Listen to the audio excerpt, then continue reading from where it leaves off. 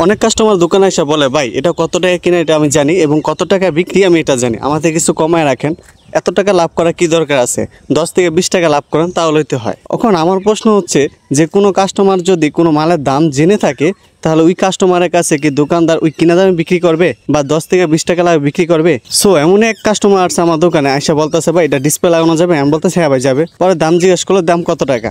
Regular display যেই দাম ওই দাম আমি কাস্টমারকে বললাম। ডিসপ্লে দাম শুনে তো কাস্টমারের চোখ কপালে, বলতেছে ভাই এত টাকা লাভ করা লাগে? পরে আমি কাস্টমারকে বললাম ভাই ডিসপ্লে লাগে লাভ করবে এটি স্বাভাবিক। পরে কাস্টমার বললো ভাই আমার ভাইয়ের দোকান আছে, এটা কত টাকা কিনে এবং কত টাকা বিক্রি আমি সবই জানি, আপনি এত টাকা কিনে আপনি সর্বোচ্চ 50 টাকা 100 টাকা লাভ করেন তাহলেই তো হয়, আপনি এখানে 3 থেকে 400 টাকা লাভ করা কি প্রয়োজন? পরে আমি কাস্টমারকে বললাম দেখেন ভাই আপনি যদি আমার থেকে লাগান তাহলে এত টাকায় লাগবে, যদি এর নিচে হয় তাহলে কোনোভাবেই সম্ভব না। পরে কাস্টমার বলে ঠিক আছে আমাকে দিয়ে দেন আমি চলে যাই। পরে কাস্টমারকে মোবাইল দিলাম, কাস্টমার চলে গেল।